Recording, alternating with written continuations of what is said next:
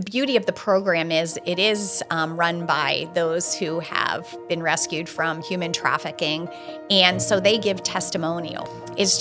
I think it just seems much more real to someone that has come out of human trafficking when they hear and can bond with others who have.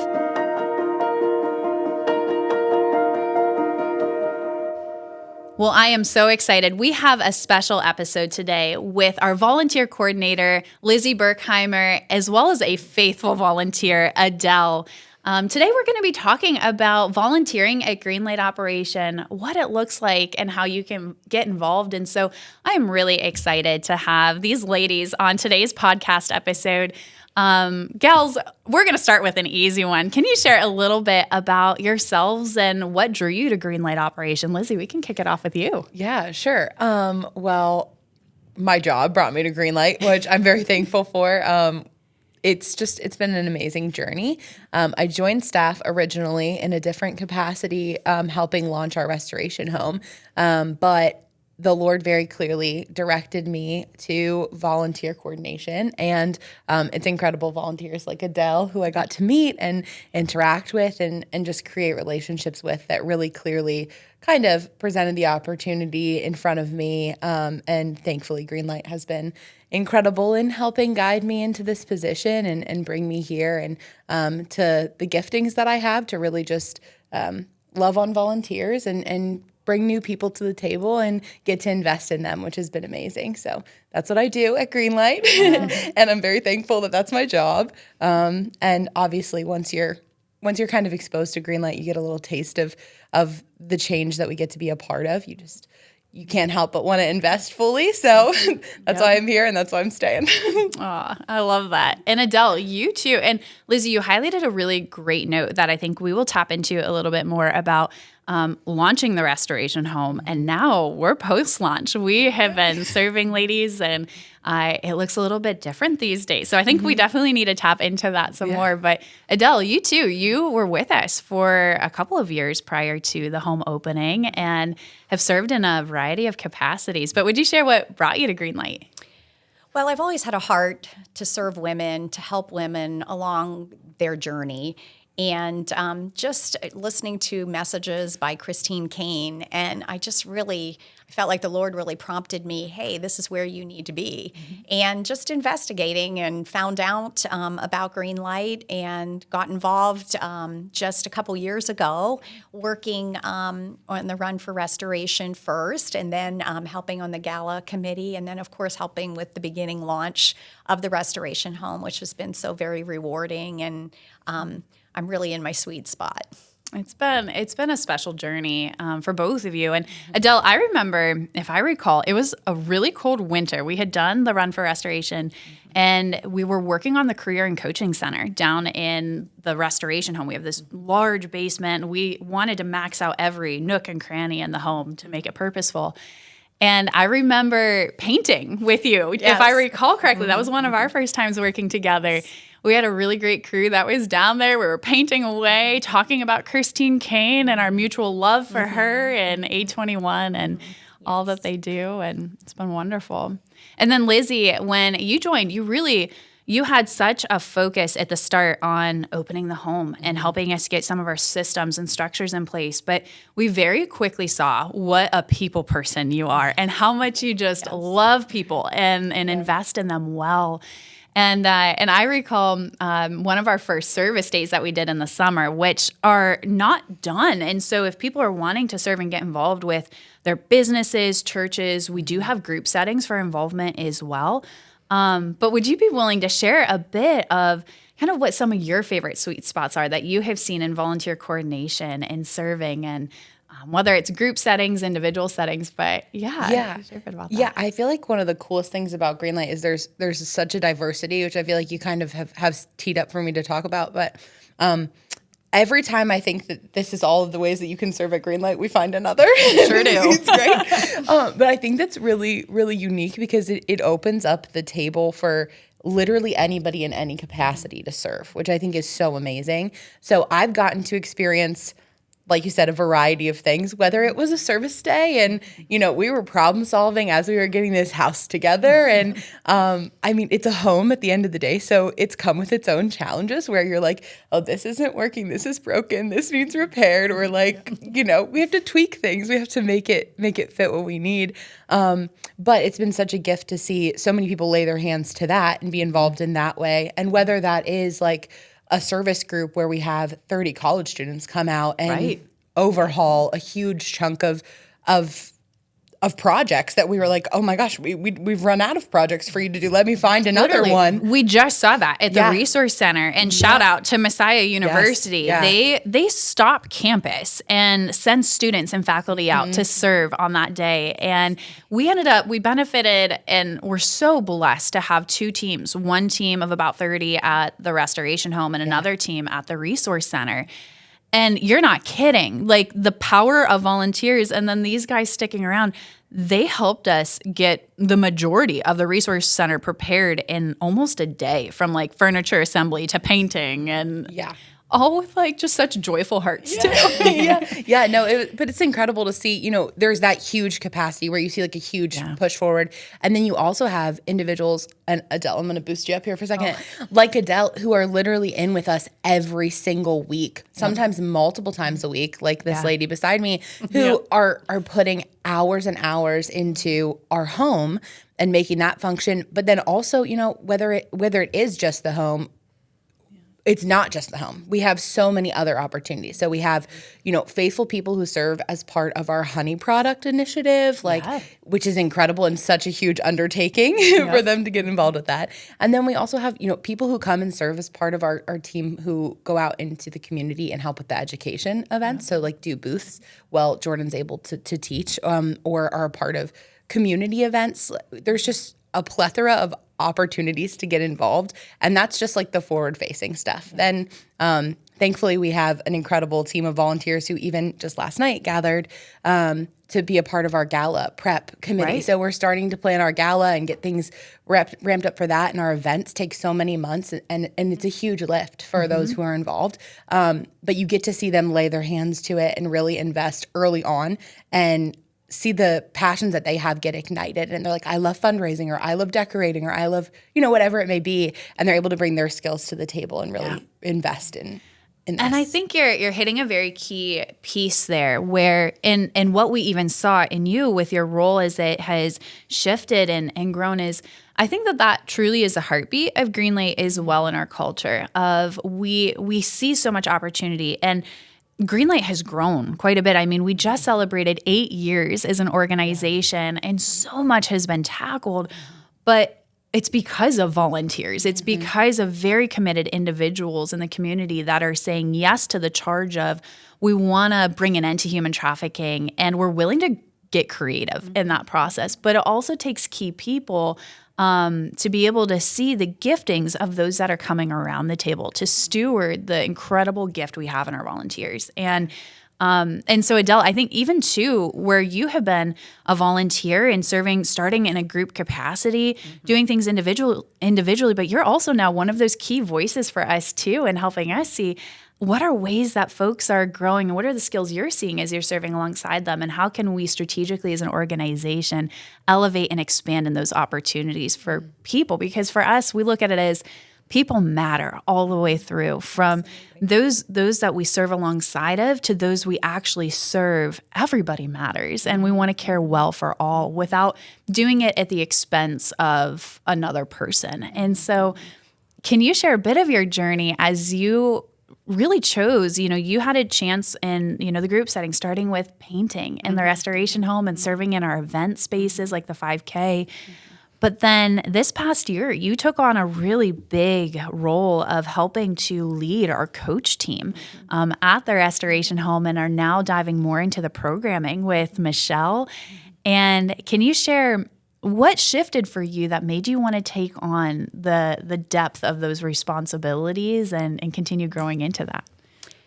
I'm a people person. I love serving and being able to work with the coaches, those who have given their time day in and day out, and just being a part of their growth. We all are learning a lot. I mean, I came into this situation not knowing a whole lot about human trafficking, and I'm learning alongside of program director Michelle and case managers. And so that gave me the opportunity as I gleaned information and gained information.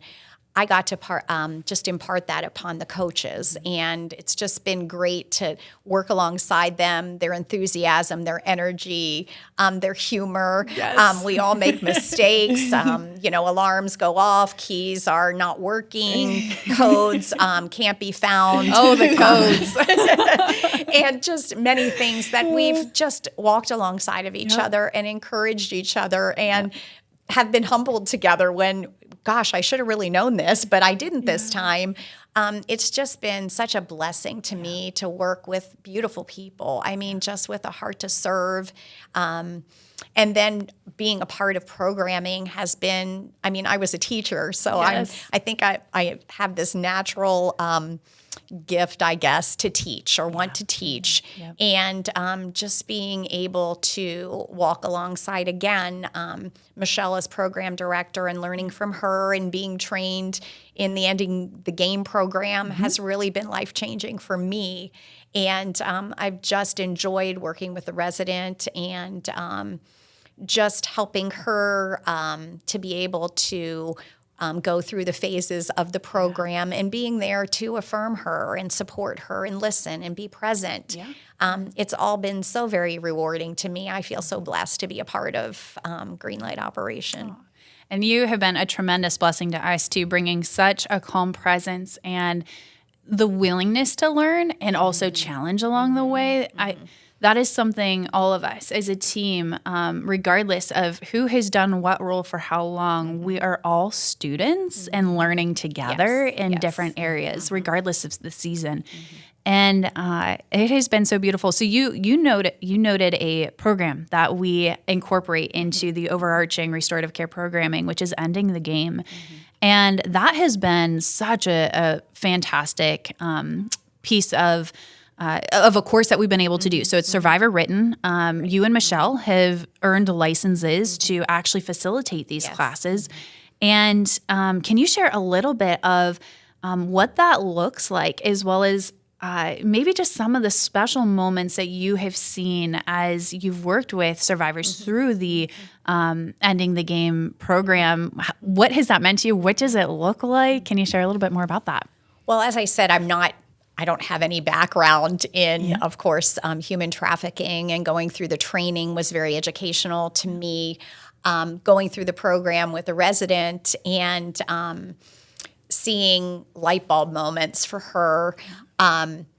The beauty of the program is it is run by those who have been rescued from human trafficking, and so they give testimonials. So each week there's a focus, and it's just, I think it just seems much more real to someone that has come out of human trafficking when they hear and can bond with others who have.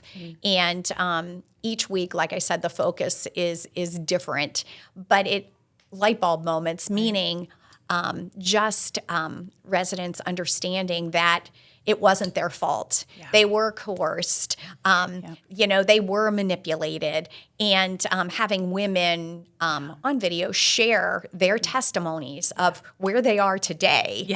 And is just amazing, and just how the Lord worked through their lives and helped put people in their paths to let them see the light, to open their eyes. And it's just beautiful to watch the resident kind of,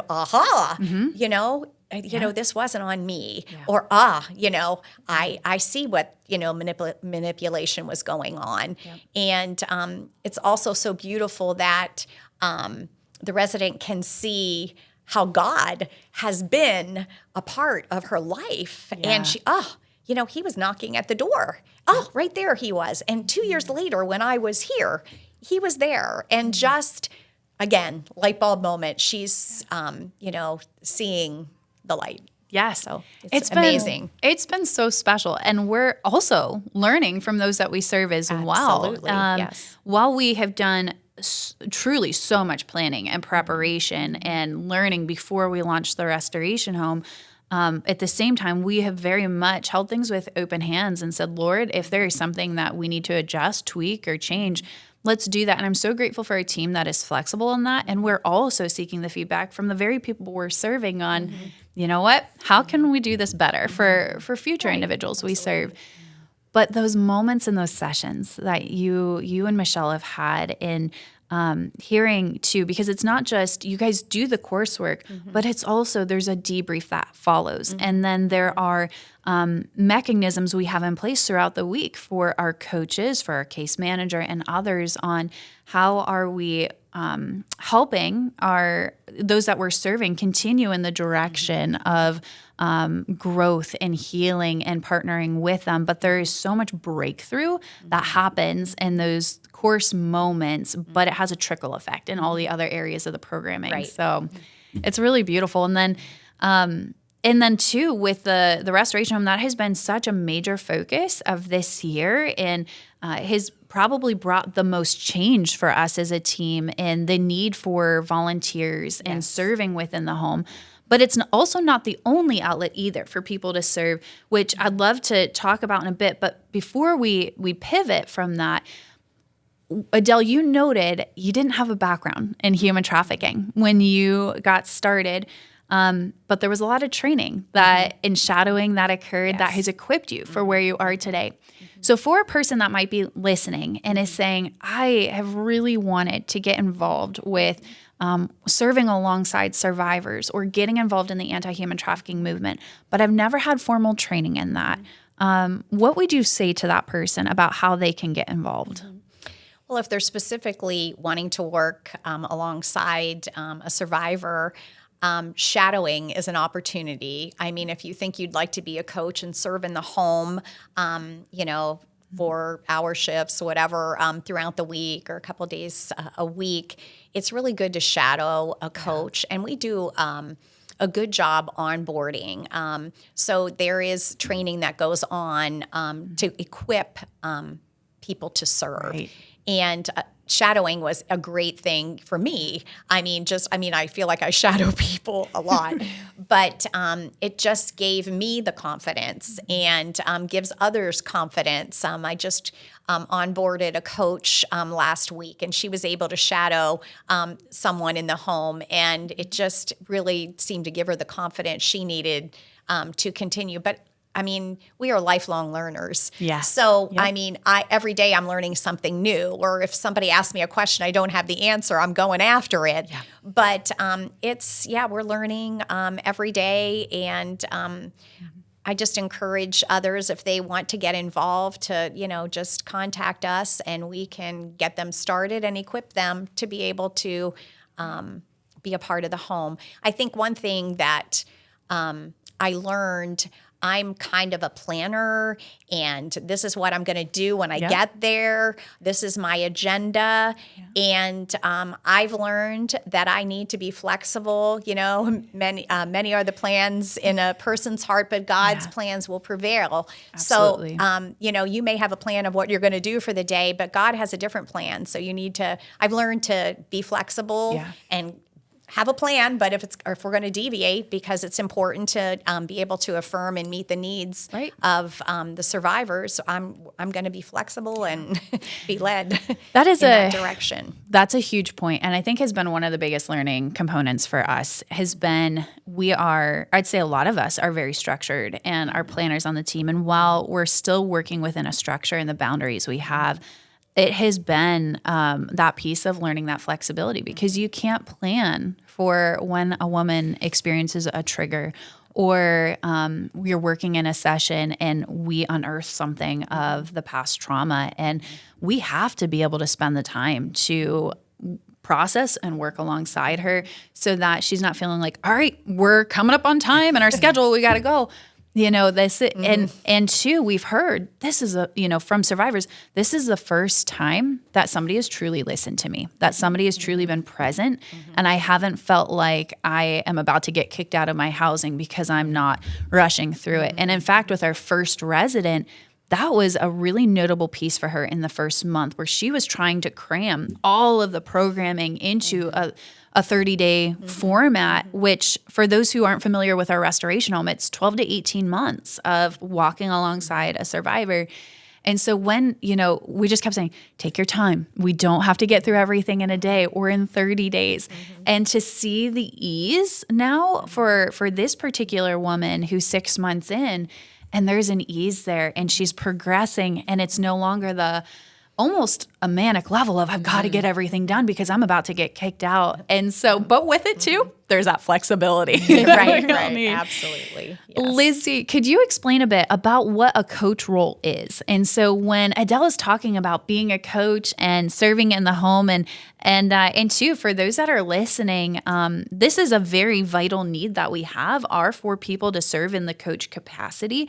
So how would you explain the coach role and how someone can get involved with that? Yeah. Well, the coach role, I think, is probably our most needed role as an organization at this moment in time. At the moment, and yeah. I think it'll always come in ebbs and flows. And I think the beauty of a coach role is this is a direct partnership with the women that we serve, where you are coming alongside and walking alongside them. It's not like I try to find a way to explain it. It's not like you're like a prison guard or something like that. Like, I feel like sometimes it's like you're coaching, you're like telling them what to do. And no, that's not what it is. You are genuinely there, and your sole kind of objective in your shift is to create a relationship and cultivate that and just grow in that and invest in that. And it's a beautiful opportunity. So yeah, we do have objectives, like you said, and those are important, but also in a given day,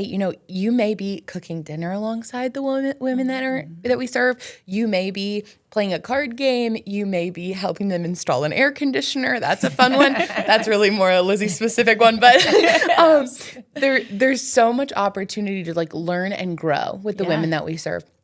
So that's kind of what a coach does, is they come into the home and they just come up alongside and they live life with the women that we get to serve. And I think that's a beautiful thing. And I think a really unique thing too, where we're like, hey, yeah, come volunteer.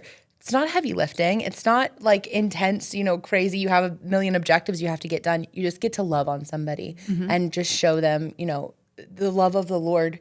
And that's genuinely like our main point, is we want you to be there to do that. And I love what Adele said about like not really having experience. I joined, helping launch the restoration home, and I was like, I've never done this before. So, and everyone was like, we know, it's okay. But there is so much training, and there's so much knowledge that each person brings, whether or not they've dealt with anti-trafficking. There's so much knowledge that they bring to the table, and things that you wouldn't think are related, but the Lord weaves them all together and uses them to really bring what needs to happen together in the right timing. And I think that's beautiful. So whether or not you've had experience as a coach, whether or not you've had experience with someone who's been a survivor of trafficking, whether or not you have the quote unquote skills to do it, like you're able to be shaped and formed in the way that you need to. And everybody brings such a unique dynamic to our team. So there's always room for anybody who wants to join in and get involved, which I think is really amazing and unique. It is. It truly is. And with a coach role, I think, as I've thought about how would I explain this to somebody as well, it's almost like the village that is surrounding the women. So a coach is not the counselor. A coach is not our program director or the volunteer coordinator, but they're there where it might be the goals that they show up with that day are, all right, you're showing up during this meal time. It's during, maybe this set of house chores that are getting done. And like you said, Lizzie, it is in a way that is instilling honor and not shame in a person that, we have to recognize, for our listeners, especially a lot of survivors that are coming to us may not have been equipped with the life skills that a lot of us in adulthood may have. So there are things like, how do I load a dishwasher? How do I do the laundry? How do I clean a stove out? Or like Lizzie was saying, when it gets hot out, how do I install an air conditioning window unit? When those women are living in their own homes, these are things that they've got to know how to do. And so we partner with them. You know, we're doing real life, walking real life out with the women. And in a church setting, it's a lot like discipleship. But in this setting, it's coaching, you know, or a mentorship almost. But we're the village that is surrounding the women in working towards the goals that are set by the programming staff, but the coaches get to do the fun stuff. They get to be the village. They get to go on the fun outings and do cooking classes, art paint therapy. classes. Yes. All of that. Yes. And it's so much fun. And there are moments. It doesn't mean there aren't tough days either, or real moments where maybe we're having a funky day and we're feeling it. And so sometimes it's just simply being that person that's present in those moments too. But it's beautiful. So we would highly encourage anybody who is interested in serving to certainly consider that and pray through that and know that you will get thoroughly equipped in the process. But there are also, as Lizzie has alluded to as well, there are other opportunities to get involved. You know, maybe you're a man and you're like, I'm probably not able to serve in the shelter where there are women. And to a point, that is true. We do have men that are on our maintenance team. And there are certain parts in our programming where men may facilitate classes when that is deemed appropriate. So it's not to exclude men, because I truly think there are very vital components in the healing process. For the women we serve, many have been extremely harmed by men. So it is finding the right opportunities and moments for those introductions to happen. But the real world also is going to have men very much present in that. So we have got to make sure we're equipping, you know, the women for life beyond the restoration home.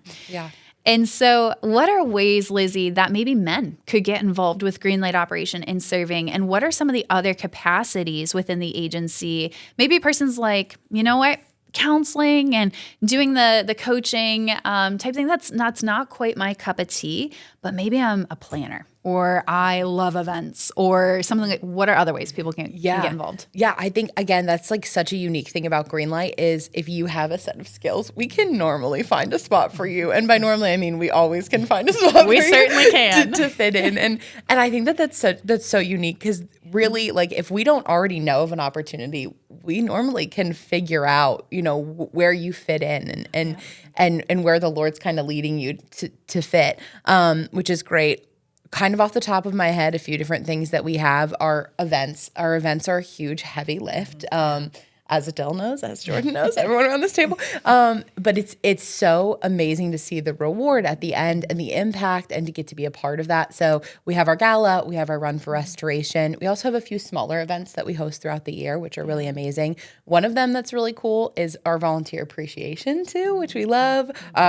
Volunteer orientation that we're getting ready to have here in just a few weeks. So there's always opportunities to kind of get involved and serve as a part of that team for events. We also have our honey initiative. So we have our own apiary, and Jordan's dad is in charge of that and does an incredible job with that. And he always needs helpers to take care of the bees and help with the honey packaging, bottling the honey, and the lip balm. So if you're into bees or you're into honey, that's a great one. Product production and marketing. And then we have a community event. So we'll go out and we'll do a booth and we'll set it up. And, you know, whether that's selling our merch and our honey at that booth, but also just providing information to the community. I think that's a really amazing opportunity, because you see more people than you think you'll see, and you see a more diverse group of people than you think you'll see. So anybody can get involved with that as well. And then there's a lot of behind the scenes as well. So we're planning and we're putting on events, but we're also functioning as an organization. So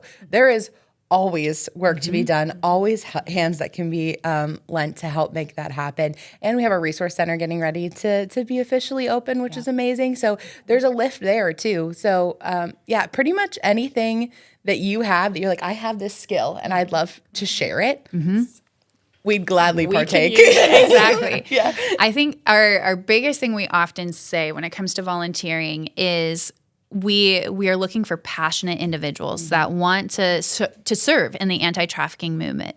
People that are also teachable and willing to learn, because like you both have highlighted, we do a lot of training and equipping for individuals to get plugged in. But there are many outlets, from marketing, social media, to getting involved with product production and all sorts of things. And so on our website as well, if folks who are listening are interested in checking out maybe some of the active volunteer opportunities, we do have that listed on our website as well as a volunteer application. And so if you're like, what happens at that point of clicking submit on that form? Well, it's going to go to Lizzie, who is just the sweetest person ever. Absolutely. And she is going to connect and give you a call. And there will be a chance to talk through the application questions that a person may have. And we want to make sure to equip each individual well for the service opportunities. And then two, a person might sign up for one opportunity and then, like Adele was saying, you might find, wait, I really enjoy this, or I'm seeing this, and we will work to help grow and cultivate each individual within the agency. So it is beautiful. It is truly teamwork through and through. Oh my goodness. I think back over the past 8 years of Greenlight Operation and the growth in each area of our pillars of service, and none of it would have been accomplished without the incredible volunteers that are coming alongside. It is such a blessing to serve with such a great team. And when people are like, what do you do for work? And this, I'm like, I love my job. I love the people I get to serve with. Like, it is just, it's amazing. And I know many of us have shared that same sentiment many times of, we might have a lot of crazy thrown at us. And we do. But when you have such a great team and people you love and get to work with, you know what? You can tackle those hurdles anytime. So Absolutely. are there any final remarks that you all have as we close today's episode? Anything that you think a person who might be interested in volunteering, or maybe somebody who has served but is looking to deepen in the opportunities, but any final closing remarks? I just feel like being a part of this team is almost like a sisterhood. I mean, some people I've known for a month, and I feel like I've known them for a year. It's just you're down there sometimes in the trenches working, and you're supporting each other and loving each other through things. I mean, even life situations that other coaches are going through, you're able to support them in that. I just feel honored to be a part of Greenlight and just the great work that everybody is willing to do. And again, the heart that everybody has to serve. And are we perfect in what we do? No, but we can laugh at each other. We can learn, we can move on, and we can make a mistake again, and we can laugh and we can move on. But everybody is so supportive of each other. And there's just truly a sincere love that runs through the whole program. There is. Yeah, I feel like you hit the nail on the head. I think it's such an amazing dynamic. And I think the coolest thing is when you get to be a part of this, and then people in your life that aren't attached to it are like, wow, what you do is really cool. And I had just had that conversation recently, and my friend was like, you actually have the coolest job I've ever heard of. And I was like, oh, thanks. You're right, I do. Like, that's really cool. But like you said, it's a family, it's a community, and not in like the cheesy way that some corporate organizations sometimes will say it. Like, you real. Genuinely have this depth of you're building community, and a huge part of our job and our day-to-day like checklist is to like love on each other, pray with each other, care for each other. And I think you don't find that. I've never found that anywhere else, which I think is really amazing. So I would just say, if you think maybe there's 1% of you that might want to volunteer in some capacity, do it. Just check us do out. it. Let's chat. I love to chat. Let's talk about it. It'd be so fun. Well, next steps for anybody who would be interested in serving and volunteering with Greenlight Operation, I would encourage you to go to our website, which is greenlightoperation.org. Go to the volunteer tab, and you will see the opportunities that are there. Once you fill out that application, our team will then be in touch to get to know you better and walk through your next steps to getting you onboarded in the right spot within the team. And so Adele and Lizzie, thank you for joining on today's episode. It is such a joy to serve with both of you, and thank you for sharing and giving a little bit of a peek behind the scenes to what the family at Greenlight Operation looks like. And we hope maybe some who are listening to this would decide to serve and to join alongside us in these efforts. And but always a joy to be with both of you. Thank you. Thank you. Thanks, Jordan.